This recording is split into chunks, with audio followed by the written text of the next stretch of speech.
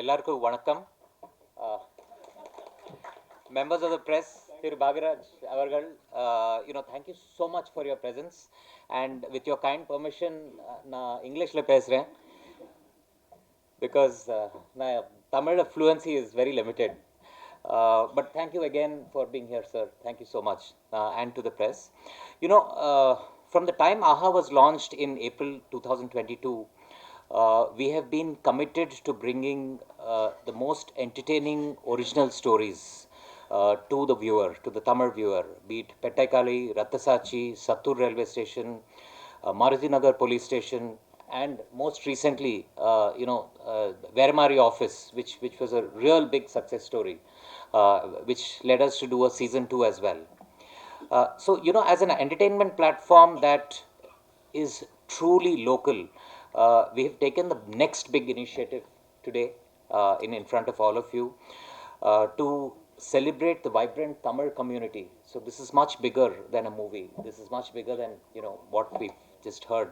It's about celebrating the vibrant Tamil community and provide a platform to aspiring filmmakers, right, and storytellers, creators to reach a global audience. So that's the vision of AHA Find. It's an initiative to celebrate the community and to offer the most engaging content to a global audience, not just in India.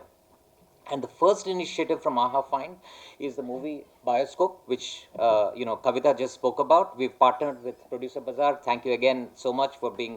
They're a renowned marketplace for licensing, specializing in buying and selling of films, and it's been made by the acclaimed filmmaker Thiru Rajkumar Avargal. The music has been scored by Thiru Tajnoor. I would also like to thank GK, CEO of Producer Bazaar, and Thiru Vijay, co-founder of Producer Bazaar, for partnering with us, and we really look forward to bringing the Tamil audience across the world some really meaningful and entertaining content. Thank you very much for being part of this, the start of this new journey. Thank you again. Firstly, I would like to thank AHA to take this initiative because getting in medium for the small films is really tough these days. And they are not really looking at money because everybody knows if they're taking for big films, you'll definitely make more money out of it. But leaving that aside, keeping the business angle aside, they're getting in, taking up the small films, encouraging the new creators. I think these the new creators who are starting up with small way are the people who are leading the next way, the next decade. So giving them a great platform, I think that's the need of the hour currently, because getting theaters are difficult. At least if there's a platform where you can show their creativity, their great storytelling concepts over here, I think great initiative. And thank you for listening us and taking up the Bioscope here, and bringing up this big, as you said, as Kavita said, for a big film getting this much press attention is, I think it's normal, but for a small film, I think it's a great initiative by AHA. Thank you. இனிய மாலை வணக்கம். ராஜ்குமார் இந்த ஒரு புது முயற்சியை ஆரம்பிக்கும்போது எப்படி ஆரம்பிக்கிறது, என்ன பண்ணலாம் அப்படிங்கும்போது நாங்களாம் தான் ஒரு ஐடியா கொடுத்தோம். ஒரு க்ரௌட் ஃபண்டிங் அப்படிங்கிற ஒரு கான்செப்டை க்ரியேட் பண்ணி நிறைய படங்களை எடுக்கலாம் அப்படிங்கிற ஒரு முயற்சியில் நான் யூஎஸில் இருக்கேன். சியாட்டல் தமிழ் சங்கத்துடைய எக்ஸ் பிரசிடெண்ட் ராஜ்குமார் எனக்கு தெரியும். வந்திருந்தார், நிறையா எல்லாம் ஒரு பழக்கம் இருந்தது. சரி, அவருடைய முயற்சிக்கு நாம் ஒரு சின்ன ஒரு உதவியாக இருக்க முடியுமே அப்படிங்கிறதுனால ஒரு க்ரௌட் ஃபண்டிங் மாதிரி நாங்கள் ஆரம்பித்து அந்த படத்தை ஆரம்பித்தோம். இந்த படத்தில் ஒரு வசனம் சொல்லியிருப்பார், படம் கூட கஷ்டப்பட்டு எடுத்துடலாம், ஆனால் அதை ரிலீஸ் பண்ணுறதுங்கிறது பெரிய பெரிய கஷ்டம் அப்படிங்கிற மாதிரி ஒரு வசனம் இந்த படத்தில் வச்சுருப்பார். ஸோ அது உண்மைதான். இதில் சின்ன படங்களுக்கு பார்த்திங்கன்னா மக்கள் ஆதரவு கொடுக்கணும். அதே மாதிரி இந்த தியேட்டர்ஸ் கிடைக்கிறது, இல்லை அதை ரிலீஸ் பண்ணுறதுக்கான முயற்சிகள், இது எல்லாம் கிடைச்சிது அப்படின்னாக்கா இது போன்ற படங்கள் நிறைய வரும். இப்போ கிட்டத்தட்ட ஒரு 4-5 படம் ஆல்ரெடி ரெடியாக இருக்குது, எங்ககிட்டயே இருக்குது யூஎஸில். அதை எப்படி ரிலீஸ் பண்ணுறது, இல்லை என்ன பண்ணுறதுன்னு தெரியல அவங்களுக்கு. அதுக்கு ஒரு முயற்சியாக தான் நாங்கள் இந்த பயோஸ்கோப்பை நம்ம சின்ன இதாக வச்சுருக்கோம். இது அவருடைய இவர் ராஜ்குமார் பண்ண ஒரே ஒரு சின்ன இடர்பாடு என்னன்னாக்கா, ப்ரொடியூசர் இல்லாமல் இவரே பண்ணது தான். அவர் ப்ரொடியூசர் வச்சு பண்ணியிருந்தாலும் இன்னொரு 25 படம் பண்ணியிருந்துருக்கலாம் அவர். அவ்வளோ நாலேஜ் அவ்வளோ கதை எல்லாமே இருக்குது. ஆனால் வந்து இவரே வந்து ஒரு படத்தை எடுத்து கஷ்டப்பட்டு எல்லாம் பண்ணி இந்த படத்தில் வர கதை அவருடைய கதை தான் அது. அதனால் வந்து முயற்சிகளில் இன்றைக்கி தான் வந்து 3ஆம் தேதி ரிலீஸ் ஆக போகுது. அப்படிங்கிறதுனால ரொம்ப மகிழ்ச்சியாக இருக்குது. நீங்கள் எல்லாம் சப்போர்ட் பண்ணுங்கள். எல்லா பத்திரிகையாளர்கள், நண்பர்கள், யூடியூப் சேனல்ஸோடைய உரிமையாளர்கள் இல்லை எல்லாமே இருக்கிறீங்க. இதை எல்லாம் கொண்டு போய் மக்கள்கிட்ட சேர்த்து ஒரு நல்ல ஆதரவு கொடுத்து அவரை ஊக்குவிக்குமாறு கேட்டுக்கொள்கிறேன். நன்றி. படம் நல்ல வாய்ப்பும் நல்ல ஒரு சக்ஸஸாக வர்றதுக்கு என்னுடைய வாழ்த்துக்கள். நன்றி. வந்திருக்கும் ப்ரெஸ் மீடியா எல்லாருக்கும், மேடையில் அமைந்திருக்கும் பெரியவர்களுக்கும், என் அழைப்பை ஏற்று வந்திருக்கும் பாக்கியராஜ் சார் அவர்களுக்கும் என்னுடைய வணக்கங்களும் நன்றிகளும். இந்த ஆஹா பிளாட்ஃபார்ம் வந்து இந்த அழகான ஒரு படத்தை வந்து ரிலீஸ் பண்ணுறது பெரிய மகிழ்ச்சி. அதே மாதிரி ப்ரொடியூசர் பஜாரும் அதை சேர்ந்து பண்ணுறதுல ரொம்ப மகிழ்ச்சி. இந்த படத்தை பற்றி நிறைய சொல்லணும். இது ஒரு கொஞ்ச நாளாக நாங்கள் பண்ணிகிட்டு இருந்த ஒரு விஷயம், கொஞ்ச நாள் ஆயிடுச்சு முடிச்சு. அதில் நிறைய மாற்றங்கள், நிறைய ஒரு விஷயங்கள். உண்மையாகவே இந்த படத்துக்கு மியூசிக் பண்ணுறது வந்து ரொம்ப டஃப்பாக இருந்தது எனக்கு. எந்த ஜேனரில் போகிறதுன்ட்டு ரொம்ப ரொம்ப யோசனையாக இருந்தது. ஒரு லவ் இல்லை இந்த மாதிரி ஏதாவது இருந்ததுன்னா ஈஸியாக பண்ணிடலாம். பட்டு இந்த இதுக்கு பண்ணுறதுக்கு எந்த இதுவுமே இப்படி பண்ணால் அது மிகையாக இருக்குது இல்லை குறைவாக இருக்குது, இந்த மாதிரி அந்த விதத்தில் ரொம்ப டஃப்பாக இருந்து இப்போ நீங்கள் பார்த்தது தான் கடைசியாக வந்த அவுட்புட். ஸோ ராஜ்குமார் சாரை பற்றி நிறையா சொல்லணும். அதாவது ஒரு புது விஷயத்துக்கு வந்து நானும் நிறைய விஷயங்கள் யோசிச்சுட்டு இருப்பேன், எப்படி பண்ணணும் என்ன பண்ணணுன்ட்டுன்னு. அவர் சொல்கிற ஒவ்வொரு விஷயமுமே என்னை வந்து இது முடிக்கும் பார்க்காத விஷயமாக தான் நான் அவரோட விஷயங்கள் எல்லாம் பார்த்தேன். ஸோ இந்த படம் வந்த உடனே முதல்ல பார்க்கும்போது இந்த நிறைய இடத்துல என்னை அறியாமையே கண்ணீர் தண்ணி வந்துருச்சு. அந்த மாதிரி அந்த 2-3 இடத்துல நீங்கள் பார்த்துருப்பீங்க. அதே மாதிரி காமெடியும் சரி, நிறையா சீன் எடுத்துட்டார் இப்போ இந்த ட்ரிம் பண்ணதில். இன்னும் ரொம்ப அழகாக வந்திருந்தது. ஸோ உங்களுடைய சப்போர்ட் எல்லாம் இது கொடுத்து ஒரு கரெக்டாக வரணும்னு நம்புகிறேன். Thank you very much. எல்லாருக்கும் வணக்கம். ரொம்ப அருமையான ஒரு மாலை வேலையாக தான் அதை நான் பார்க்குறேன். ஸோ எல்லாருக்கும் வந்து ப்ரொடியூசர் பஜார்னு சொல்கிறாங்க அப்படின்னா என்ன அப்படின்றதே ஃபஸ்ட்டு ஒரு கேள்வியாக இருக்கும்னு நினைக்கிறேன். ஃபஸ்ட்டு ஒரு 1 மினிட்டை டக்குன்னு நாங்கள் என்ன பண்ணுறோன்றதை சொல்லிடுறோம். ஸோ இது வந்து ஒரு திரைப்படங்களுக்கான திரைப்பட வர்த்தக எப்படி வந்து ஒரு மூவியை வந்து சேல்ஸ் பண்ணுறதுக்கான ஒரு பிளாட்ஃபார்ம், ஒரு online market place for movie rights sales and acquiring அப்படின்றதுக்கான ஒரு பிளாட்ஃபார்ம். இது ஒரு 2 இயர்ஸாக நாங்கள் இதை பில்ட் பண்ணிகிட்ருக்கோம். அண்டு அது பற்றின ஒரு டிஸ்கஷன் தனியாக, அது என்ன பண்ணுறோம் ஏது பண்ணுறோன்றதெல்லாம் டீட்டெயிலாக சொல்கிறேன். ஸோ ராஜ்குமார் வந்து எனக்கு இயக்குனர் குழந்தை வேலப்பன் மூலமாக எங்ககிட்ட வந்துட்டு இந்த படத்தை வந்து என்கிட்ட காமிச்சார். அண்டு நண்பன் குழந்தையும் வந்து இந்த படம் நீ கண்டிப்பாக பார்க்கணும் அப்படின்னாரு.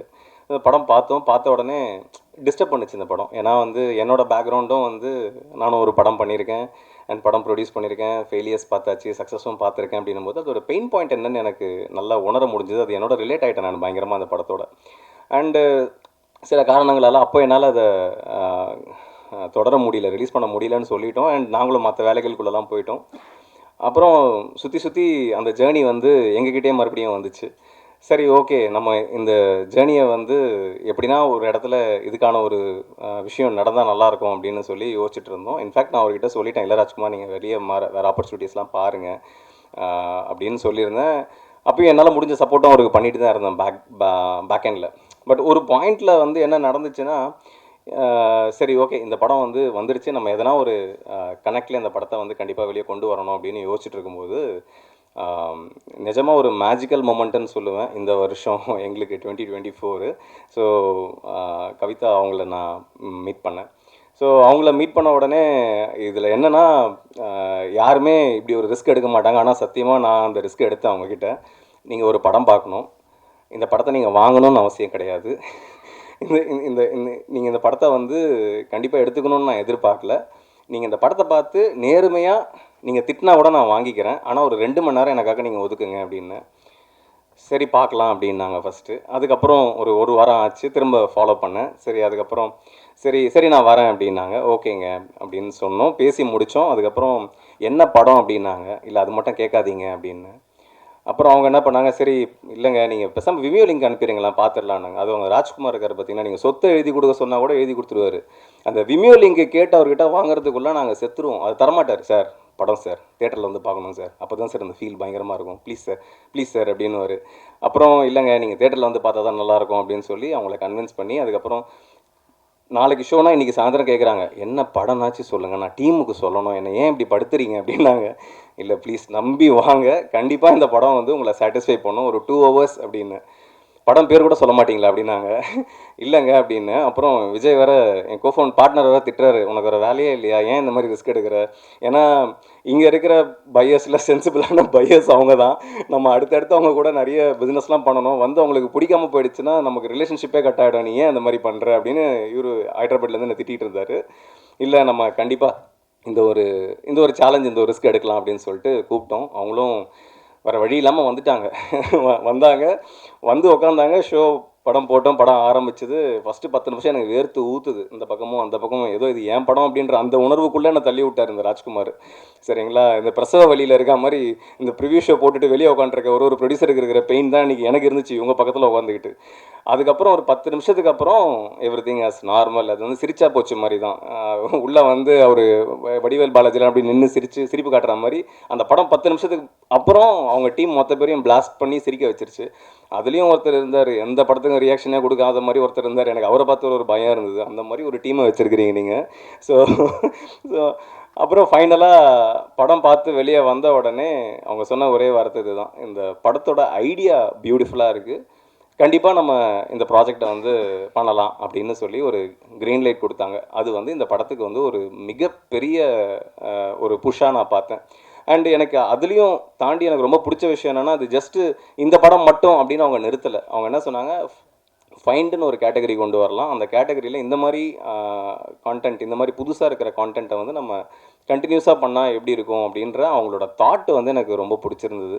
It was a fantabulous visionary idea Kavitha, and great applause to you, and she deserves an applause. ஏன்னா வந்து இது வந்து ஒரு சாதாரணமான ஒரு மூவ் இல்லைன்னு எங்களால் உணர முடிஞ்சது. ஏன்னா இங்கே இருந்த டைரக்டர்ஸ் எல்லாரும் கொடுத்த ஃபீட்பேக், இந்த படம் பார்த்துட்டு இப்படி ஒரு படத்தை அக்வயர் பண்ணுறாங்களா, இப்படி ஒரு படத்துக்கான ஒரு பிளாட்ஃபார்ம் இருக்கா அப்படின்றது ஒரு மிகப்பெரிய ஒரு கான்ஃபிடென்ஸை வந்து இவங்க கொடுத்துருக்குறாங்க.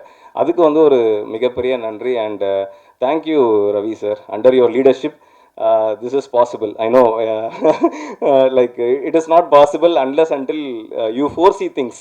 ஸோ அந்த ஒரு விஷயத்தை நீங்கள் பண்ணதுக்கு லைக் நான் மட்டும் இல்லை, என்டையர் கிரியேட்டர் கம்யூனிட்டியே வந்து they will definitely give you a big thanks for you for building up this type of platform for creators.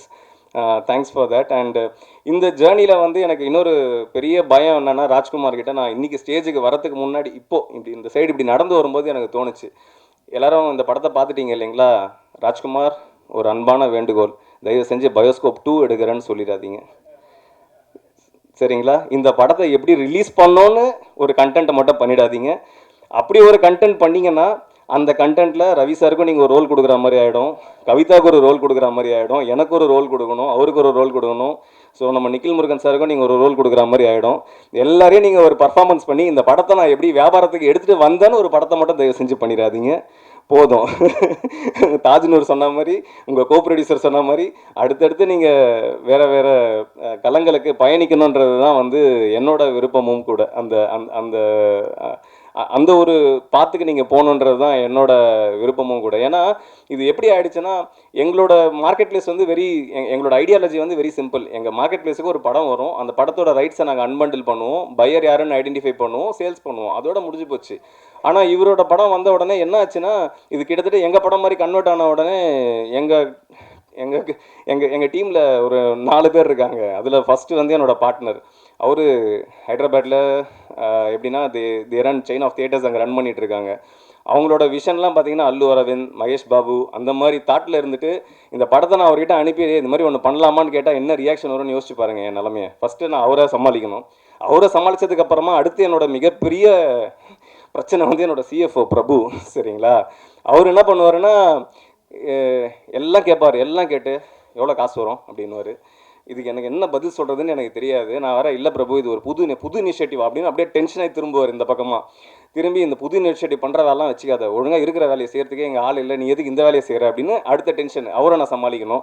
அப்புறம் அப்படி இப்படின்னு பேசி இல்லை பிரபு அப்படின்னு சரி ஓகே ஏதோ பண்ணுங்க ஆனால் வந்து பார்த்துக்கோங்க அப்படின்னு சொல்லிட்டு அவர் ஒரு பக்கம் அவரை சமாளிக்கணும். அவரை சமாளித்ததுக்கு அப்புறமா இந்த பக்கம் திருமணம்னு வச்சுக்கோங்களேன், எங்கள் ஆப்ரேஷன்ஸில் வெற்றின்னு ஒருத்தர் இருக்கார், அவர் அதுக்கு மேலே சரிங்களா. எனக்கு வந்து என்னை அவரோட ஒரே வேலை என்னன்னா நான் வேலை செய்யாமல் பார்த்துக்கிறது. அந்த வடிவேல் ஒரு படத்தில் சொல்லுவாருமா, நீ எதனா வேலை செஞ்சால் டெட் பாடி நீ தான், அந்த மாதிரி என்னை வேலை செய்யாமல் பார்த்துக்கிறது தான் அவரோட வேலை. இதை தாண்டி என் டீமில் ஆன்போர்டிங்கில் சுப்ரியான்னு ஒருத்தவங்க இருக்காங்க, அவங்க என்ன லூசுன்னே நினச்சிட்டாங்க. அதாவது எதனா ஒரு படம் வருதுன்னு வச்சுக்கோங்களேன், அதாவது சினிமா சம்மந்தமாக ஒரு கண்டென்ட் வருது, சினிமா மேக்கிங் பற்றி ஒரு படம் வருதுன்னா அவங்க குடுகுடுன்னு ஓடியாந்து சார் சினிமா மேக்கிங் பற்றி ஒரு படம் இருக்குது சார் நீங்கள் பாரு, இது எதுக்கு நீ என்கிட்ட சொல்கிற அப்படின்னு நான் கேட்டேன். இல்லை சார் உங்களுக்கு தான் அந்த மாதிரி படம்லாம் பிடிக்கும்ல அப்படின்னு. அது எப்படி அப்படின்னு, அதான் சார் பயோஸ்கோப் நீங்கள் ரொம்ப நாளாக ட்ரை பண்ணிருக்கீங்களா அப்படின்னு அவங்க ஒரு முடிவு பண்ணிட்டாங்க. இதை தாண்டி எங்கள் டீமில் அருண் ஒருத்தர் இருக்கார், அவர் வந்து என்னென்னா சேல்ஸு செல்லிங் இதெல்லாம் அவர் தான் பார்த்துக்கிறாரு. அவர்கிட்ட இருக்கிற பிரச்சனை என்னென்னா அவரும் லைசன்ஸ் பண்ணுறது எல்லாமே பெரிய படம் சரிங்களா. சின்ன படம்னாலே அப்படியே அவன் ரியாக்ஷனை பார்க்கவே எனக்கு பயமாக இருக்கும். ஸோ அவங்ககிட்ட சொல்லி இது மாதிரி ஒரு கண்டென்ட்டுப்பா அப்படின்னா இப்படி தான் இந்த மாதிரி ஒரு செட்டப் எல்லாருமே வந்து என்னென்னா it's all love and care. இது எப்படின்னா வந்து பத்திரமான ஒரு ரூட்டுக்கு எடுத்துகிட்டு போகணுன்றதான் அவங்களோட ஆசை. பட் இந்த பயோஸ்கோப்புன்ற படம் வந்து இவங்க எல்லாரையுமே கன்வின்ஸ் பண்ணிச்சுன்றது தான் வந்து மிகப்பெரிய சாதனையாக நான் பார்க்குறேன். ஏன்னா இவ்வளோ பேரை தாண்டி இந்த இடத்துக்கு வந்து நாங்கள் எல்லாரும் வந்து நிப்பாட்டியிருக்கோம் இந்த படத்தை. அண்டு இதுக்கப்புறமா இது உங்கள் கையில், நீங்கள் தான் வந்து இதை பிகரான ஆடியன்ஸ் லார்ஜரான ஆடியன்ஸுக்கு கொண்டு போனோம். இன்ஃபேக்ட் இந்த படம் ஆரம்பிக்கும் போது உண்மையாக சொல்கிறாங்க, நாங்கள் வந்து ஒரு 10 தேட்டரில் ரிலீஸ் பண்ணலான்றது தான் எங்களோட டார்கெட்டாக இருந்துச்சு. ஆனால் இந்த படத்தோட டீசரும் ட்ரெய்லரும் கொடுத்த நம்பிக்கை அண்ட் இது வரைக்கும் வந்து படம் பார்த்து கொடுத்த ஃபீட்பேக்ஸில் இருந்து இந்த படம் இன்றைக்கி வந்து கிட்டத்தட்ட 75 தேட்டர்கள் வரைக்கும் எங்களுக்கு வந்து சப்போர்ட் வந்திருக்கு. நீங்கள் இது அடுத்த லெவலுக்கு கொண்டு போவீங்க.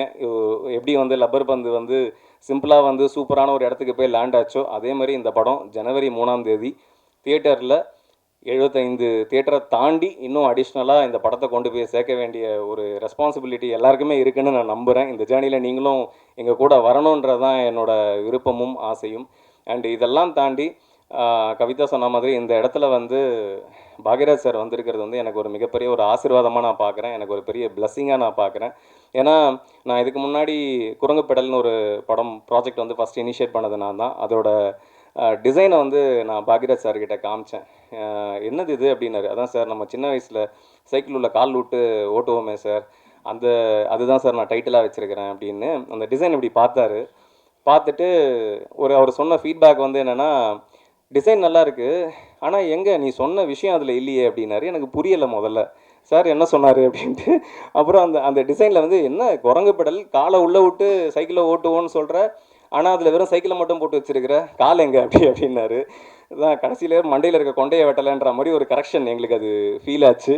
எல்லாருக்குமே வந்து அப்படி ஒரு அவர் சார் இன்னைக்கு இந்த ஸ்டேஜில் நாங்கள் எல்லோரும் நிற்கிறோம் அப்படின்னா இந்த ஸ்டேஜுக்கு வந்து ஒன் ஆஃப் த ஒரு ஆணி வேறாக வந்து சார் இருந்திருக்காரு தமிழ் சினிமாவுக்கு. ஸோ ரொம்ப நன்றி சார், நீங்கள் வந்து எங்களோட இருந்து இந்த பயணத்தில் இப்படி ஒரு நிகழ்வை வந்து நீங்கள் துவங்கி வச்சது வந்து எனக்கு மிகப்பெரிய சந்தோஷமும் பெருமையும் இருக்குது. ரொம்ப நன்றி. அண்ட் இறுதியாக ஒரே ஒரு விஷயம் தான் நான் சொல்ல ஆசைப்பட்றேன். அதாவது ஆஹா ஃபைண்ட் இது வரைக்கும் எனக்கு தெரிந்த வரை இந்தியாவிலேயே யாருமே இப்படி ஒரு முயற்சி எடுத்ததில்லைன்றதை நான் அடித்து ஆணித்தரமாக சொல்லுவேன். யாருமே இப்படி பண்ணது கிடையாது, எந்த பிளாட்ஃபார்மும் இப்படி பண்ணது கிடையாது. ஏன்னா நாங்கள் வந்து குளோபலாக 150 பிளாட்ஃபார்ம்ஸோட ஒர்க் பண்ணிகிட்டு இருக்கோம் சரிங்களா. சேட்டலைட் நெட்ஒர்க்ஸு பிளாட்ஃபார்ம்ஸு எல்லாரோடவும் பேசிக்கிட்டு இருக்கோம். எல்லாருமே வந்து கேட்குறது எல்லாமே ஸ்டார்காஸ்ட் படங்கள் எங்களுக்கு கொடுங்க அப்படின்னு தான் கேட்டிருக்காங்க. ஃபார் த ஃபஸ்ட் டைம் இந்தியாவிலே முதல் தடவை இப்படி ஒரு இனிஷியேட்டிவ் நடந்திருக்கு. And we are very proud and happy to be part of this. Sir we promise you sir, we will not let this down, we will take it for heights. Definitely we will take this for heights and we will bring new talents definitely for AHA. Thank you so much. அனைவருக்கும் வணக்கம். நீங்கள் இந்த இப்போ படத்தில் பார்த்தப்போ வெங்காயம் படத்தில் எப்படி அந்த கல்யாண மண்டபத்தில் நிற்கும்போது நான் ஒரு எமோஷ்னலாக நின்னனோ அதே மாதிரி தான் நான் இந்த பயோஸ்கோப்பை முடிச்சுட்டு ஒரு எமோஷ்னலான மூமெண்ட்டில் நான் இப்போ நிற்கிறேன். ஏன்னா நம்ம எடுத்த படத்தால் ஒரு உயிர் காப்பாற்றப்பட்டுச்சு அப்படிங்கிறது எனக்கு அப்போ ரொம்ப எமோஷ்னலாக இருந்துச்சு. இப்போது நான் எப்படி எமோஷ்னலாக ஃபீல் பண்ணுறேன் அப்படின்னா, நான் ஒரு படம் எடுத்துட்டேன். நான் சொல்லிக்கிட்டே இருப்பேன், இண்டிபெண்டண்ட்டாக எடுக்கிற படங்கள் தான் மக்களோட பிரச்சனை பேசும். இண்டிபெண்டண்ட்டாக பெரிய பட்ஜெட் படங்கள் வந்து கமர்ஷியலாக இருக்கும், அது ஒரு டெம்ப்ளேட்டடாக இருக்கும். இந்த மாதிரி சின்ன சின்ன படங்கள் தான் மக்களோட பிரச்சனைகளை, மக்களோட வாழ்வியலை, மக்களோட சந்தோஷத்தை, மக்களோட துக்கங்களை மக்களுக்கு படுத்துகிற படமாக இருக்கும். அதனால் சின்ன படங்களாக இருந்தால் நல்ல படமாக எடுக்கும் பொழுது நமக்கு ஒரு மனநிறைவு கிடைக்கும் அப்படின்ட்டு இண்டிபெண்டன்ட் மூவி உலகம் முழுக்க பெரிய அளவில் வளர்ந்து வந்துக்கிட்டு இருக்கு. அப்படிங்கிறதுனால இண்டிபெண்டன்ட் மூவியை நான் ப்ரொமோட் பண்ணிக்கிட்டே இருப்பேன். உங்ககிட்ட ஒரு நல்ல கதை இருக்கா, அழகாக ஒரு ஆர்டிஸ்ட் இருக்காங்களா, நீங்கள் போயிட்டு அழகாக படத்தை எடுத்துகிட்டு வாங்க அப்படின்னு சொல்லிக்கிட்டே இருப்பேன். அப்போல்லாம் எனக்கு என்ன ஒரு கில்ட்டி இருக்கும்னா, சரி எடுத்துகிட்டு வந்துடுறோம், முடிச்சிடுறோம், எங்கே கொண்டு போய் நாங்கள் மக்களுக்கு சேர்த்துறது அப்படின்னு கேள்வி கேட்டால் நான் என்ன பண்ணுவேன் அப்படின்னா, எனக்கு அந்த கில்ட்டி இருந்துக்கிட்டே இருக்கும். இன்றைக்கி நான் கம்பீரமாக சொல்லுவேன், நல்ல படம் எடுத்துகிட்டு வாங்க, ப்ரொடியூசர் பஜார் இருக்காங்க, ஆகா ஃபைன் இருக்குது, உங்களை காப்பாற்றுவாங்க, என்னை எப்படி காப்பாற்றினாங்களோ அதே மாதிரி உங்களையும் காப்பாற்றுவாங்க அப்படிங்கிற நம்பிக்கையோட நான் அந்த கில்ட்டினஸ் இல்லாமல் நான் வந்து அவங்களுக்கு நான் உத்தரவாதம் கொடுக்குறேன். உண்மையிலே எந்த இன்டர்வியூவில் போனாலும் நீங்கள் ரொம்ப சிம்பிளாக எடுக்கிறீங்க, ஒருத்தரே படம் எடுக்கிறீங்க அப்படின்னா, இந்த மாதிரி படங்கள் எடுக்க முடியும் நம்ம காட்டும்பொழுது தான் எனக்கு திடீர்னு ஒரு டக்குன்னு ஸ்ட்ரக் ஆகும். சரி எப்படி பிஸ்னஸ் பண்ணுறதுன்னு கேட்டாங்கன்னா நம்ம என்ன சொல்கிறது அப்படின்ட்டு.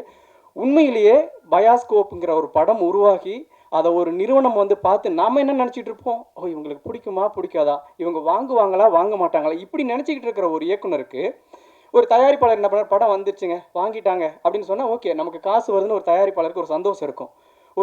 ஒரு இயக்குனராக ஒரு வாசலில் நின்றுட்டு இருக்கோம்.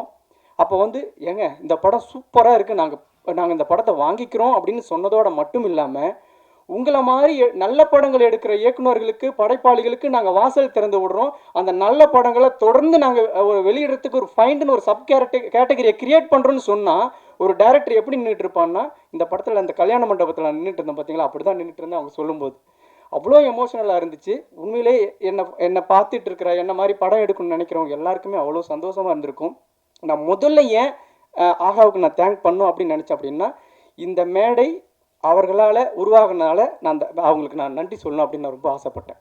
இப்போது வெறும் சும்மா ஒரு கப்பல், ஒரு மலைத்துளி அப்படின்னு வெறும் வார்த்தையாக நம்ம பேசினோம்னா ஓகே, அது ஒரு சாதாரண வெறும் வார்த்தை தான். ஆனால் கடலில் தத்தளிச்சுக்கிட்டு இருக்கிறவனுக்கு யாராவது வந்து கை கொடுக்க மாட்டாங்களான்னு நினச்சிக்கிட்டு கடைசி உயிருக்கு போராடிக்கிட்டு இருக்கிற ஒருத்தனுக்கு ஒரு கப்பல் அப்படின்னு சொன்னால், ஒரு கப்பல் வருதுன்னு சொன்னால் அவனுக்கு எப்படி இருக்கும், அது ஒரு சாதாரண வார்த்தை தான்.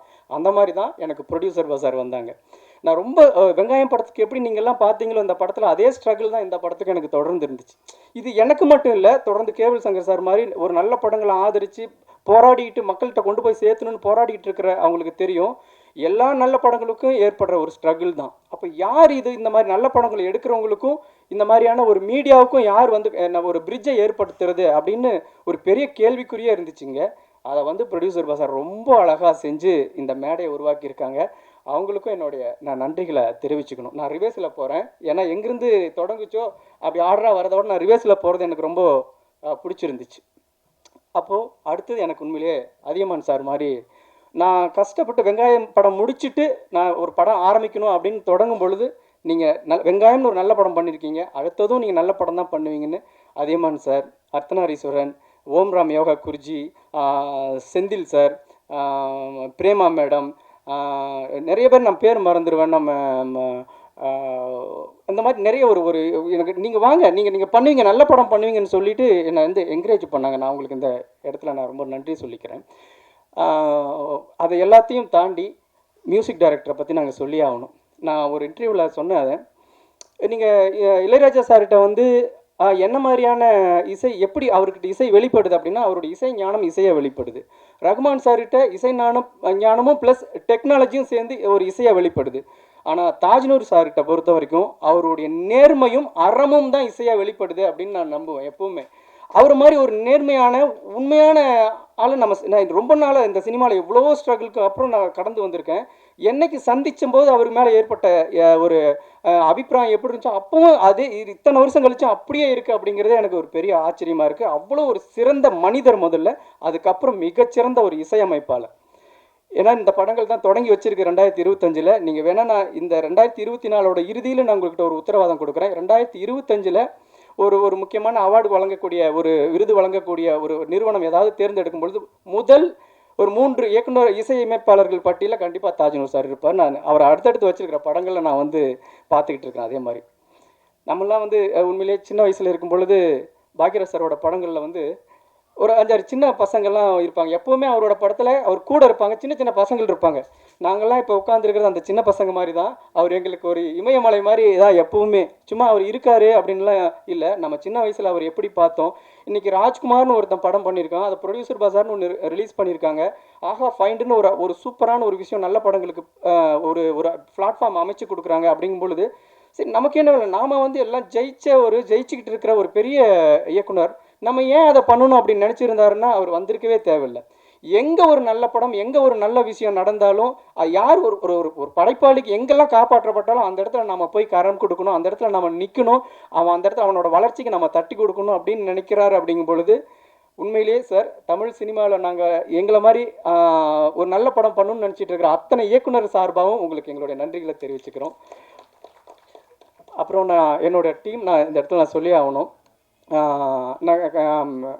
உண்மையிலேயே நான் ரொம்ப வெங்காயம் படத்துக்கு அப்புறம் என்னுடைய ரொம்ப முக்கியமான காலகட்டம் எதுன்னா, அடுத்தது நான் என்ன படம் பண்ணுறது, என்ன பண்ண ஒரு பெரிய தேக்கம். எல்லாருமே ஒரு இன்டர்வியூவில் சொல்லுவாங்க, எனக்கு வந்து இந்த ப்ரொடியூசர் இல்லைன்னா எனக்கு லைஃப் இருந்திருக்காது, இந்த டைரக்டர் இல்லைன்னா எனக்கு லைஃப் இருந்திருக்காது, குடும்பத்தில் யாராவது ஒருத்தர் இல்லைன்னா லைஃப் இருந்திருக்காது அப்படின்ட்டு. ஃபஸ்ட்டு எந்த டேரக்டருமே சொல்லியிருக்க மாட்டாங்க, ஒரு அசிஸ்டன்ட் டேரக்டர் இல்லைன்னா நான் இல்லாமே போயிருப்பேன் அப்படின்னு எந்த டேரக்டருமே சொல்லியிருக்க மாட்டாங்க. ஆனால் நான் சொல்கிறேன், ரொம்ப முடங்கி போய் ஒரு இருட்டில் கிடந்தப்போ பிரபுன்னு ஒருத்தர் வந்தார், என்னுடைய அசிஸ்டன்ட் டைரக்டர். வந்து என்னங்க பண்ண போகிறீங்க, நீங்கள் ஏங்க வெங்காயம்னு ஒரு படம் பண்ணிட்டு ஏங்க இப்படி உட்காந்துட்டு இருக்கீங்கன்னு தட்டி எழுப்பி, எந்திரிங்க நம்ம படம் பண்ணுவோம், எப்படி கிரியேட் பண்ணுறதுன்னு எனக்கு தெரியும் அப்படின்ட்டு ஒரு 25 பேரை உருவாக்கி, ஒரு ப்ரொடியூசர்களை உருவாக்கி, இன்னைக்கு வரைக்கும் வெங்காயம் படம் சக்ஸஸ்ஃபுல்லெல்லாம் அவர் பார்க்கவே இல்லை. அதுக்கப்புறம் தான் வந்தார் என்கிட்ட. எப்போ நான் வந்து டவுன்ஃபாலுக்கு போகிறனோ அன்னைக்கு வந்து இத்தனை வருடமும் நீ ஜெயிக்காமல் உன்னை விட்டு போக மாட்டேன்டான்னு ஒருத்தர் கங்கணம் கட்டிக்கிட்டு இந்த இடத்துல கொண்டாந்து நிறுத்துகிற வரைக்கும் அவங்க குடும்பத்தில் இருக்கிற பிரச்சனைகள், அவங்களோட தனிப்பட்ட விஷயம் எதை பற்றியுமே கவலைப்படாமல் இன்னைக்கு நான் இந்த இடத்துல வந்து நிற்கிற வரைக்கும் அவர் கை கட்டிக்கிட்டு வேடிக்கை பார்க்குறாரு. அப்படின்னா ஒரு அசிஸ்டன்ட் டைரக்டர் காப்பாற்றப்பட்ட, ஒரு உதவி இயக்குனரால் காப்பாற்றப்பட்ட இயக்குனருங்கிறதே நான் பெருமையாக சொல்லிக்குவேன். அதில் எனக்கு எந்த விதமான தயக்கமும் இல்லை. ரொம்ப நன்றி பிரபு. அதே மாதிரி கூட இருந்து ரிலீஸ்க்கு வேலை செஞ்சுட்டு இருக்கிற முரளி, குப்புசாமி மாதிரியான வாங்க பிரபு, வாங்க பிரபு.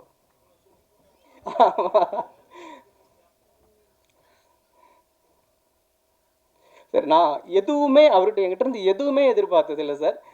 உண்மையிலேயே உங்களுடைய உதவி இயக்குனர்கள்லாம் இன்றைக்கி பெரிய பெரிய ஜாம்பவானாக இருக்காங்க. ஆனால் இவர் என்னை வந்து கொண்டு வந்து இந்த இடத்துல நிறுத்துறதுக்கு அவர் இரவு பகலாக வேலை பார்த்தாரு. இவர்கிட்ட நான் எப்படி இவரை பற்றி சொல்கிறேனே தெரியல. உண்மையிலே ஒரு அசிஸ்டன்ட் டைரக்டராக வந்தவர் இன்றைக்கி வந்து என்னை வந்து ஜெயிச்சு வச்சுட்டு தான் நான் வந்து நகருவேன் அப்படிங்கிற ஒரு கங்கணம் கட்டிட்டு வேலை செஞ்ச மாதிரி செஞ்சார் சார். அந்த வந்து நான் லைஃப்பில் நான் மறக்கவே மாட்டேன். எத்தனையோ பேர் வந்தாங்க என்னுடைய நான் அப்படி தேங்கி நிற்கிறத பார்த்துட்டு போயிட்டாங்க. அதாவது அற்ற குளத்தில் அருநீர் பறவை போல உற்றழிந்தீர்வார் உறவல்லர், அக்குளத்தில் கெட்டியும் ஆம்பலும் நெய்தலும் போல ஒட்டி உறவருவார் உறவுன்ட்டு ஒரு முதுமொழி இருக்கும். ஒரு குளத்தில் தண்ணி இருக்கும்போது நிறைய குருவிங்க வரும், பறவைங்க வரும், என்ன மீன் இருக்கும், நத்தை இருக்கும். அதை பொறுக்கி சாப்பிட்றதுக்கு வந்து அந்த தண்ணி இருக்கிற வரைக்கும் அதுங்க வந்து கூடிய குளத்தை சுற்றி கதையான ஜகஜோதியாக இருக்கும். அந்த குளத்தில் ஒன்றுமே இல்லைன்னா அங்கே ஒன்றுமே இருக்காது. ஆனால் அந்த குளத்தில் பூத்த தாமரை, ஆம்பல், அந்த நாணல் எல்லாம் அந்த குளத்தோடையே சேர்ந்து வாடும்போது அந்த அந்த அந்த பூவை சேர்ந்து வாடி கிடக்கும்ல, அந்த மாதிரி நான் வாடும்போது வாடி நின்னார், நான் மகிழும் போது மகிழ் நின்னார். அதனால் அவருக்கு நான் எல்லாரோட ரொம்ப நான் நன்றி கடன் பட்டிருக்கேன். அதை தாண்டி என்னுடைய குடும்பம், நான் என்னுடைய குடும்பத்துக்கு நான் பெரிய நன்றி ஏன் தனியாக நான் சொல்ல தேவைன்னா, இந்த படமே ஒரு பெரிய தேங்க்ஸ் கார்டு தான். என் பின்னாடி நின்ன எல்லாருக்கும் நான் வந்து அப்பா, அம்மா, தாத்தா, பாட்டி, இதில் வந்து என்ன ஒரு விஷயம்னா, இந்த படத்தை எடுத்து வெளியிடுறதுக்குள்ளே ஒரு தாத்தா இங்கே வர முடியாத அளவுக்கு ரொம்ப உடல்நலம் இல்லாமல் போயிட்டார். ஒரு தாத்தா இல்லாமலே போயிட்டார். அவங்களாம் இதை பார்த்துருந்தா அவ்வளோ சந்தோஷப்பட்டிருப்பாங்க.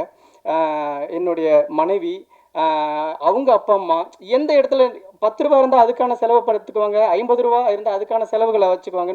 எந்த இடத்துலையுமே ஏன் நீங்கள் வந்து இந்த வறுமையை வந்து என்னை ஃபீல் பண்ணாமையே என்னை காப்பாற்றினதுக்கு என்னுடைய மனைவிக்கு, என்னுடைய குடும்பத்தார் எல்லாத்துக்கும் நான் ரொம்ப நன்றி கடன் பட்டிருக்கேன்.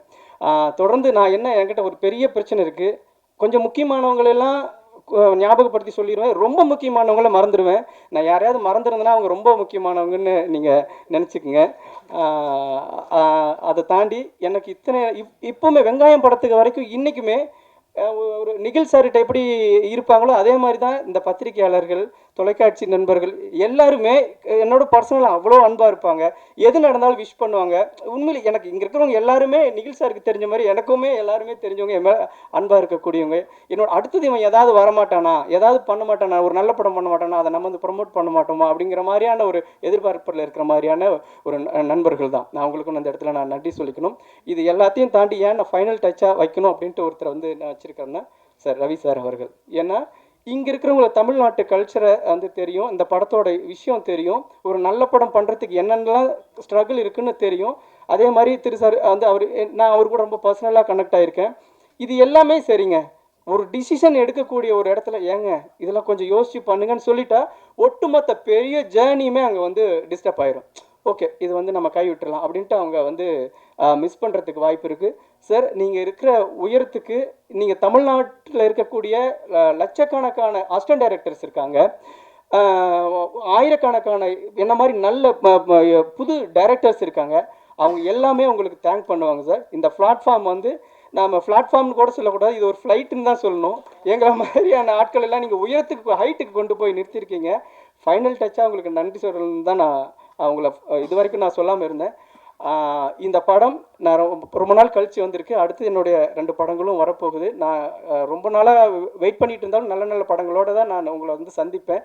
தப்பான படம் பண்ண மாட்டேன். சின்ன படமாக இருக்கலாம், எனக்கு இருந்த பொருளாதாரத்தை வச்சு நான் சின்ன படம் பண்ணியிருக்கலாமே ஒழிய எக்காரணத்தை கொண்டும் பத்திரிகையாளர்களோட நம்பிக்கை வீண் போகிற அளவுக்கு நான் தப்பான படம் பண்ண மாட்டேன் என்றைக்குமே.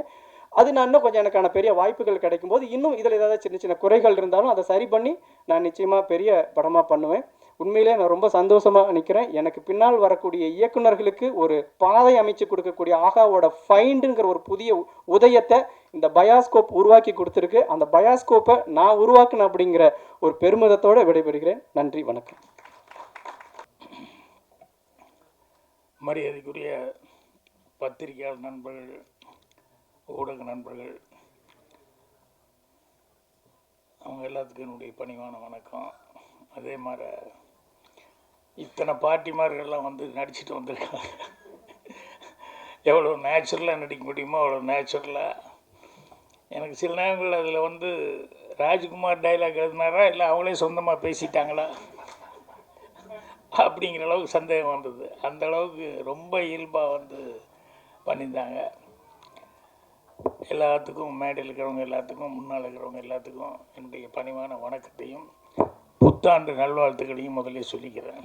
நாளைக்கு ஒரு நாள் தான் இருக்குது, நாளன்னைக்கு. ஸோ இந்த புத்தாண்டில் திரைக்கு, தமிழ் திரைக்கு ஒரு சிறப்பான செய்தி, ஒரு சிறப்பான ஒரு இது நடந்திருக்கு அப்படின்னு சொன்னோம்னா அது வந்து இந்த ஆஹா இவங்க ஃபைண்டுன்னு சொல்லி இவங்க வந்து கிடச்சதுங்கிறது இருக்க. இதுதான் தமிழ் திரை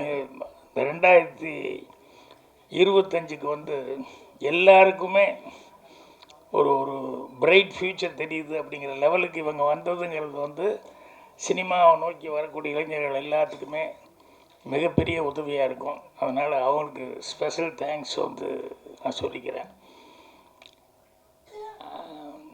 ஏன்னா நான் ஆஹா டீம் அப்படின்னு சொல்லி சொன்னோடனே தமிழ் எங்கே கரெக்டாக பேசுவாங்களா இல்லையா அப்படின்ட்டு இருந்தால் கவிதா வந்து ரொம்ப பிரமாதமாக பேசினாங்க. நிறைய உதாரணங்கள் எல்லாம் வேறு சொன்னாங்க. நிறைய பூ பூத்தது அவங்க சொல்லும்போது. நான் அடிக்கடியோட மீட்டிங்கில் சொல்லுவேன், எல்லா பூ வாசமும் வந்து காற்று எப்படி வீசுதோ அந்த டைரெக்ஷனில் தான் போகும். அந்த பூவாசங்கிறது ஒரே ஒரு பூவாசம் மட்டும் காற்று வீசுகிற திசைக்கும் எதிர்த்து போகும் அப்படின்னு சொல்லிட்டு சொல்லுவேன். என்னென்னா அந்த பூ ஒரு மனிதனுடைய நட்பண்பு அப்படின்னு சொல்லிட்டு சொல்லுவேன். அந்த மாதிரி இவங்க வந்து சினிமாவில் எல்லாருமே கொஞ்சம் கமர்ஷியல் மைண்டு, போட்ட காசு எடுக்கணும், ஏன்னா அவங்க அதில் தானே இருந்தாக்கணும் மறுபடியும். அதனால் எல்லாத்துக்கும் அந்த பயங்கிறது இருக்கும், அந்த பொறுப்புணர்ச்சி, அந்த டென்ஷன் எல்லாமே இருக்கும். பட் இவங்க வந்து இதை வந்து ரிஸ்க் எடுத்து பரவாயில்ல, என்கரேஜ் பண்ணணும், இந்த மாதிரி ஆட்களை என்கரேஜ் பண்ணால் நல்லது அப்படிங்கிற மாதிரி சொல்லி அவங்க வந்து ஆஹா ஃபைண்ட் அப்படிங்கிறது இன்றைக்கி ஆரம்பிச்சது உண்மையிலேயே ரொம்ப ரொம்ப ராஜ்குமாருக்கு மட்டுமல்ல, சினிமாவை நோக்கி வரக்கூடிய எல்லா இளைஞர்களுக்குமே வந்து அது மிகப்பெரிய ஒரு உதவியாக இருக்கும். அதனால் தமிழ் திரையுலகம் சார்பாகவே நாங்கள் வந்து மனமார்ந்த நன்றியை வந்து தெரிவிச்சுக்கிறேன். தாஜ்னூர் அவருக்கு ஸ்பெஷல் தேங்க்ஸ் சொல்லிக்கணும். என்னென்னா, இந்த படத்தை வந்து பார்க்கணுன்னு அவர் தான் எனக்கு ஃபோன் பண்ணி, வர்ற வரைக்கும் எனக்கு தெரியாது, ஆனால் வர்ற வழியில் தான் படத்தினுடைய பேர் என்ன இதுங்கிறது நான் அதுக்கப்புறம் தெரிஞ்சுக்கிட்டேன். அவர் இந்த படத்துக்காக அவர் வந்து எவ்வளோ ஸ்ட்ரெயின் பண்ணியிருக்காரு அப்படிங்கிறதெல்லாம் ராஜ்குமார் சார் சொன்னாப்புல. அவர் சொல்லும்போது சொன்னார், இந்த படத்தில் எனக்கு எப்படி மியூசிக் பண்ணுறது அப்படிங்கிறது கொஞ்சம் கன்ஃபியூஷனாக இருக்குது அப்படின்னு சொல்லிட்டு. சில நேரங்கள் அப்படி வரும். எப்படின்னு விஸ்வநாதன்னே ரீரிகார்டிங் வாட்சிட்டு இருக்கும்போது திடீர்னு ஒரு இடத்துல நிறுத்திக்கிட்டார். தம்பி, ஒரு சின்ன கன்ஃபியூஷனாக இருக்குது, என்ன பண்ணுறதுன்னு தெரியலையே, என்னென்ன அப்படின்னு. இல்லை, அந்த கேரக்டர் அழுதுகிட்ருக்கான், அவங்க அம்மா செத்து போச்சு, ஆனால் நீங்கள் பேசுகிற டைலாக் வந்து எல்லோரும் மியூசிஷியன்லாம் கைதட்டி ரசிக்கிறான், சிரிச்சுக்கிட்டு இருக்கான். நான் அந்த அழுகிற கேரக்டருக்கு மியூசிக் போடுறதா, சிரிக்கிற கேரக்டருக்கு மியூசிக் போடுறதா, எப்படி போடுறதுனே தெரியல எனக்கு அப்படின்னு சொல்லிட்டு அந்த நாட்டில் முக்கியமான ஒரு இடத்துல வந்து அவன் நிறுத்திட்டு கேட்டார். அப்புறம் நான் ரெண்டுக்கும் சேர்ந்த மாதிரியே போடுங்க, ரெண்டுக்கும் வயாமீடியாக இருக்கிற மாதிரி போடுங்க அப்படின்னு சொல்லி அந்த இடத்துல பிரமாமா ரீரிகார்டிங் பண்ணியிருந்தார். சில நேரங்களில் காமெடிக்கு வந்து தனியாக வாசிட்டு போயிடலாம், பேத்தாஸு லவ் அது இதுக்கு அந்தந்த மூடுக்கு பண்ணலாம். இப்போ என் படங்களில் அதெல்லாம் மாறி மாறி வந்துடும். திடீர்னு சிரிச்சுக்கிட்டே இருக்கிற மாதிரி இருக்கும், டக்குன்னு லேசாக ஒரு சென்டிமெண்ட் வந்துடும். அப்புறம் சென்டிமெண்ட் சீனாக இருக்குன்னு நினச்சிட்டு இருக்கும்போது திடீர்னு வந்து காமெடி அப்படிங்கிறது வரும். ஸோ ராஜ்குமார் வந்து இந்த படத்தில் வந்து பெஸ்ட்டு சமாச்சாரமாக என்ன அப்படின்னா, அவருடைய ரியல் லைஃப்லேயே என்னென்ன பட்டாரோ அதை பூரா சீனாக பண்ணிக்கிட்டாரு.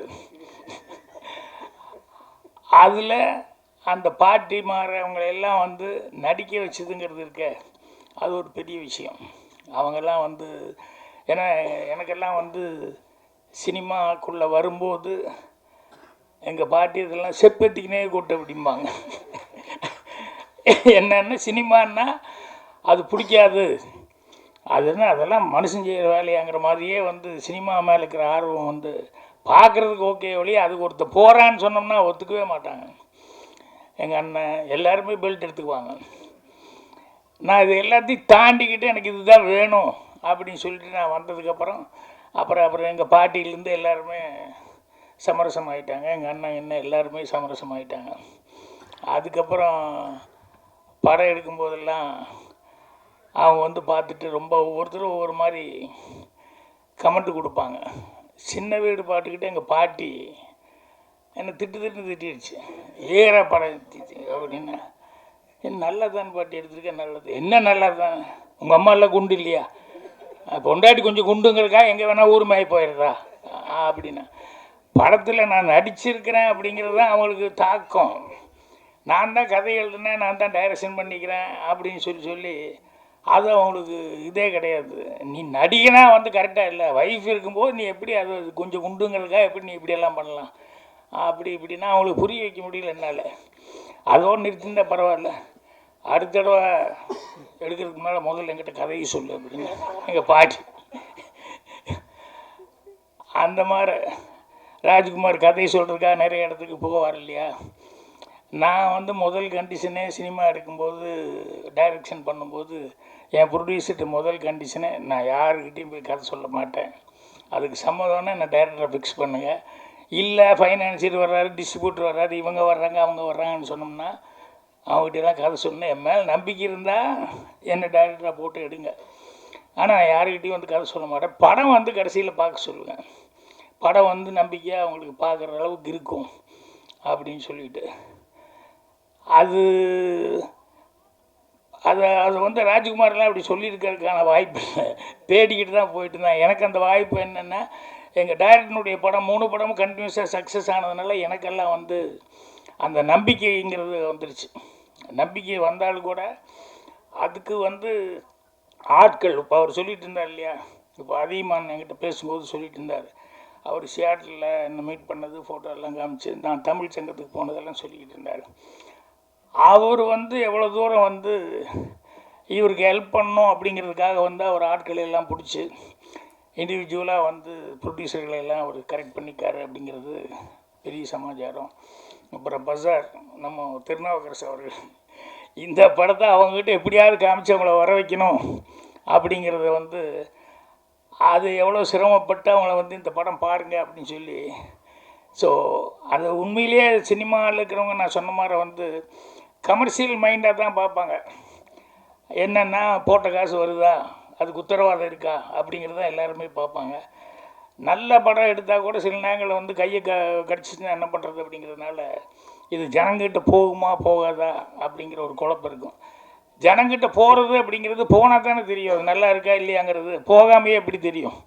ஸோ அதனால் இது வந்து அவங்க வந்து அந்த பாட்டி இவங்கெல்லாம் வந்து நடித்தது, அந்த ரியலாக இருக்கக்கூடிய சில ப்ராப்ளங்கள் அதெல்லாம் வந்து பார்த்துக்கிட்டு அந்த கதையோடு ஒட்டி வந்து இவங்க பார்த்து இல்லையே அது நல்லா தான் இருக்குது, அங்கங்கே சிரிப்பு இருக்குது, அங்கங்கே சென்டிமெண்ட் இருக்குது அப்படின்னு சொல்லிட்டு இது எல்லாமே வந்து இந்த ஆஹா டீம் வந்து பார்த்து செலக்ட் பண்ணுறதுங்கிறது இருக்குது. அதுதான் கிரேட்டு.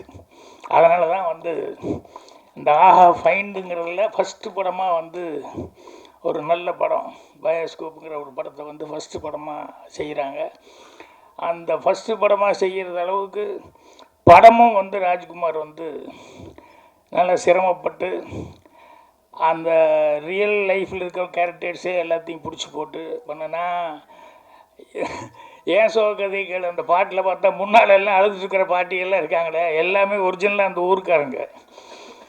கூப்பிட்டு என்ன பண்ண பாக்கியம் அப்படின்னா, ஒன்றும் இல்லை கொஞ்சம் கொஞ்சம் கொஞ்சம் அப்படியே அழுதுட்டு உட்காந்துருக்குன்னு நீங்கள் முன்னால் அப்படின்னா, எதுக்கு அழுகிறதுன்னு, எப்படி அழுகிறதுன்னு கேட்டால், ஒன்றும் இல்லைங்க கண்ணில் போட்டோம்னா எரிச்சலாக அதுலேயே வந்து அழுதுட்டு உட்காந்துருக்கேன்னு சொல்லி கிளிசரின் கொஞ்சம் குடியா எல்லாத்துக்குன்னா, ஐயோ ஐயோ அது எண்ணத்தை போட்டது இவ்வளோ தூரம் எரியுதுன்னு, பேசாமல் உட்காந்து அப்படியே பாருங்கள் நாங்கள் பாட்டு பாடுவோம் அப்படின்னு சொல்லிட்டு.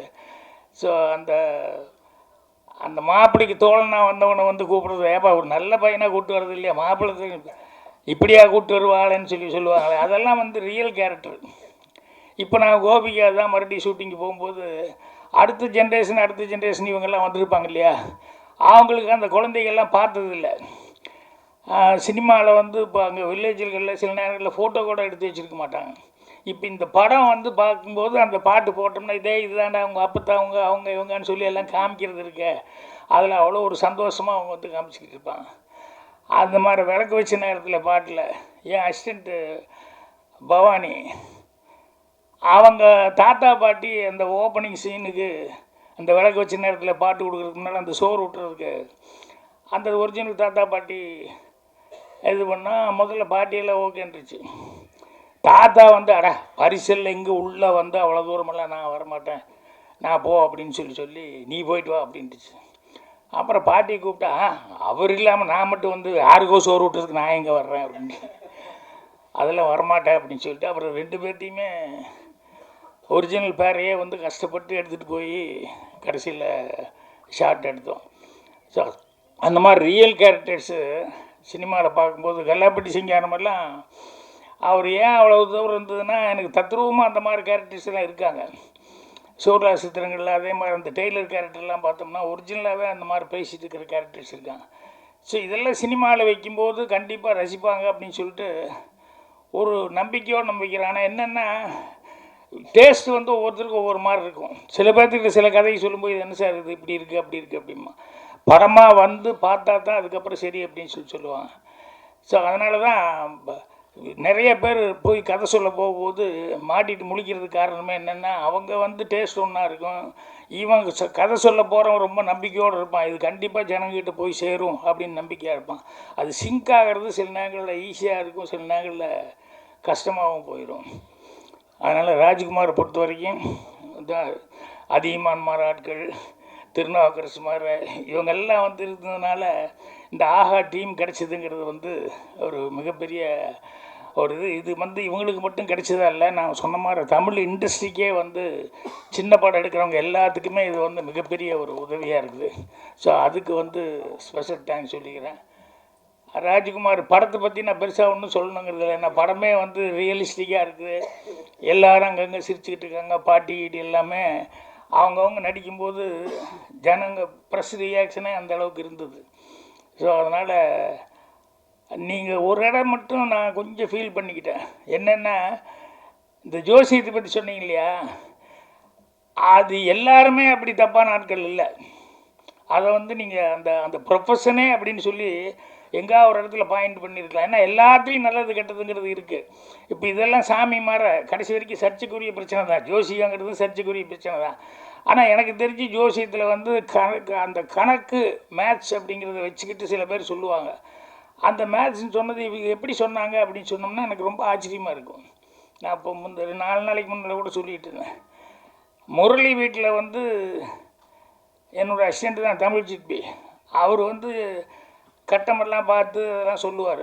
முரளி வீட்டுக்கு போனப்போ முரளிக்கு அவங்க பையனுக்கு யாருக்கோ பாருங்க அப்படின்னு சொல்லி ஜாதகமெல்லாம் எடுத்து நீட்டினப்போ இவர் அப்படியே பார்த்துக்காரு. அவங்க பொண்ணு அவங்க என்னென்னா அந்த பொண்ணுக்கு சுத்தமாக படிப்பே வராது, இது தேராது, எப்படி கல்யாணம் முடிச்சுட்டா விட்டுற போகிறோம் அப்படிங்கிற லெவலில் அவங்க நினச்சிருந்தாங்க. இவர் போய் இவங்களுக்கெல்லாம் பார்த்துக்கும்போது இது பொண்ணு ஜாதகமாக, ஆமாம் இந்த பொண்ணு டாக்டர் ஆகுங்க அப்படின்னு. இது 8ஆம் கிளாஸ் 10ஆம் கிளாஸ் தேர்றது ரொம்ப கஷ்டம், விளையாடுறீங்களா நீங்கள் அப்படின்னு சொல்லிட்டு யாருமே வீட்டில் நம்பலையா.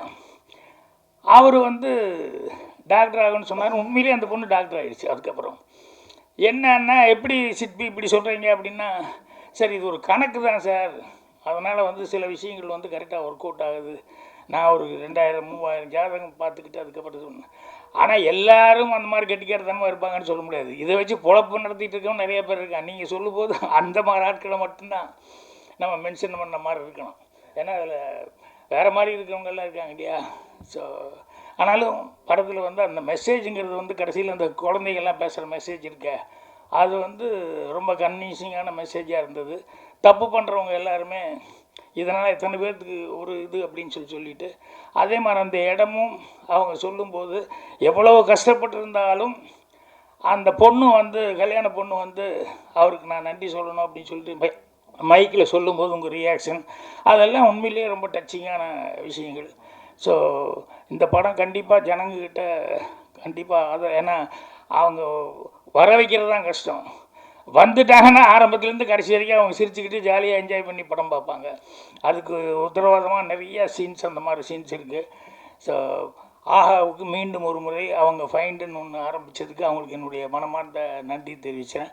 அவங்களும் இந்த புது வருஷத்தில் 2025 அவங்களுடைய லேண்டிங்கும் ரொம்ப நல்லா இருக்கும். அவங்களால இன்னும் நிறைய பேர் ராஜ்குமார் மாதிரி எல்லோரும் வந்து ரொம்ப சிறப்பான முறையில் இது பண்ணுவாங்க. பத்திரிகையாளர் அவங்களுக்கு வந்து ப்ரெஸ் ஷோவுக்கு வந்து போடுறதுங்கிறதெல்லாம் இப்போ ரேர் ஆகிப்போச்சு.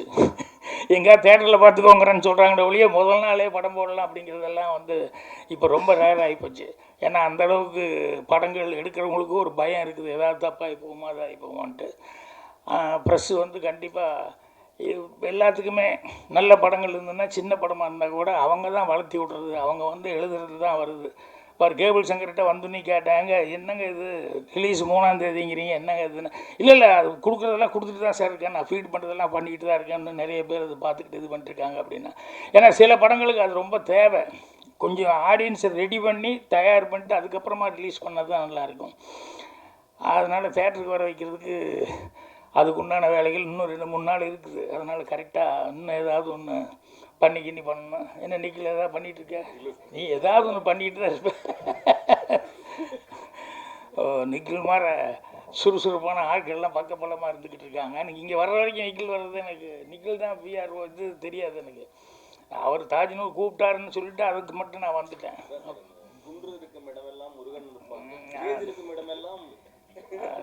துணி மாற்றாமல் அதே துணி நிற்கிறாரு, எனக்கு அதுதான் டவுட்டு. வந்து இந்நேரம் 2 ட்ரெஸ்ஸாவது மாற்றிருக்கணும், மாற்றாமல் நிற்கிறாருங்கிறது. ஸோ பத்திரிகையாளர்கள் கண்டிப்பாக உங்களுடைய நல்ல ஆதரவை வந்து இவங்களுக்கு படத்துக்கும் கொடுக்கணும்,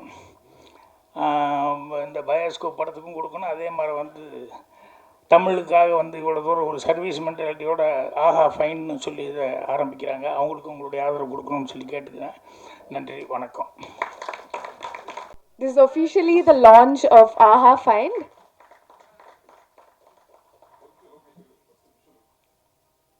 Bioscope is the first release and இதே மாதிரி நிறைய படங்கள் தொடர்ந்து they should release. So wishing you, your team, all the best and success in the world.